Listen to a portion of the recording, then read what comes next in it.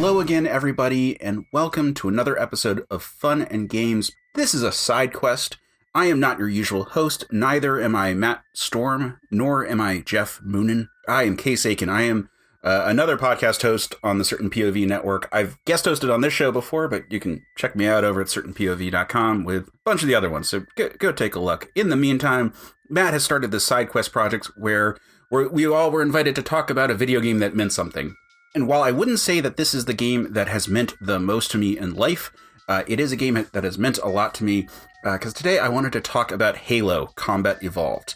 And kind of, it's the kind of game that has been associated with sort of like a bro-y culture. So you see, I grew up in the DC area, and I went to private Catholic schools my whole life up until college. And the school I went to is has a bit of a reputation at the moment for some bro-y people who have gotten onto the Supreme Court, and it continued to be kind of bro-y when I was there a couple decades later. So I wanted to talk about this game because it's sort of like a weird thing. It was the Xbox came out my senior year of high school, and we had a senior lounge in my high school where we had TVs and we had video games set up, but this was the thing that changed the dynamic of my class, which was this all-boy 100-ish people in the class setup, where it came out. I think it was like October or November when it came out.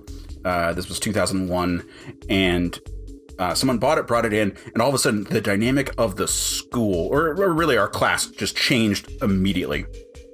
So for those who don't remember, Halo was the launch game for the original Xbox. It is a first-person shooter. It was originally meant for Mac platforms because its predecessor, Marathon, was a typical Apple game. It was the Apple version of Doom when it came out. So it was assumed that it was going to come over and be on, I think at this point this was early OS X days, or OS X, pardon me, days. It might have been on the brief attempt for an Apple console that happened in the 90s or early 2000s.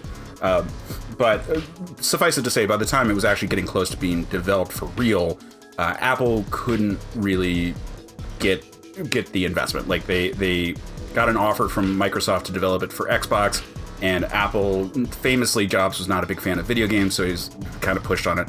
And so didn't take them up, didn't match whatever offer they had, and so they went with Xbox, and it came out as the launch game for the original Xbox. And it was a fabulous game when it came out. I was not a big first-person shooter fan prior to this game coming out. I had played GoldenEye, I had played Perfect Dark a bit, I had played Quake and some of the other like PC ones, but I never had like a really great setup for PC games at home, and it was never a thing that I thought was going to be that big. Part of that is that I am not a good keyboard and mouse kind of video game player. I'm a big controller fan video game player. And then Halo came out, and it had the twin stick setup on the Xbox controller, so that first came out with the PlayStation 1 or DualShock controller, not the original PlayStation controller. But up until that specific controller came out, everyone just assumed you would only have one joystick. And I kind of took it as a gimmick when it first came out. And then I felt the Xbox controller, and I loved the Duke, the original Xbox controller. Like that big, beefy setup felt great in my hands. And the two joysticks worked really well.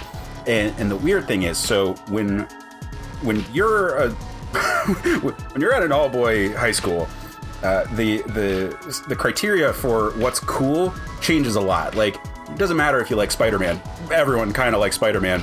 It doesn't really matter. It doesn't matter if you do theater that much, although I'll get into that in a second. It doesn't matter like what thing is your thing, because there's way less pressure. Like, not 100%, not, this is a grander statement than getting into minutiae, and there's exceptions to every rule, but the quote-unquote how cool you were was not really defined by your nerd interests. And so there were a lot of closet nerds who were better known for being like, an athlete who also knew girls outside of school, because like you had to go elsewhere to find them. And when this game came out, all of a sudden it rearranged the entire hierarchy of our class, because all of a sudden it went from video games being a fun thing that everyone did on the side because it was 2001 to a fun thing that literally like the leaderboards we had determined like your social power at the school. So it came out And friends of mine who were like big first-person shooter fans all of a sudden skyrocketed to the top. You know, we had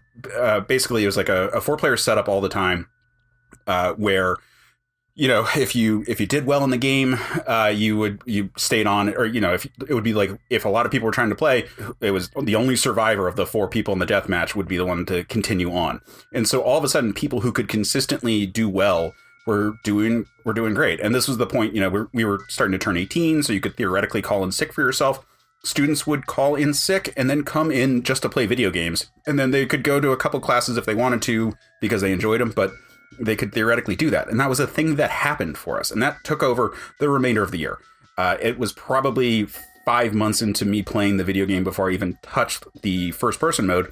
And that was just because I was there on a weekend where we had like rehearsals for a show I was in. The multiplayer was the thing. And it was a really good game. I had a character avatar that I based on Mega Man, which is a series I really love. And you know, because you could customize your look and everything. And it was a lot of fun.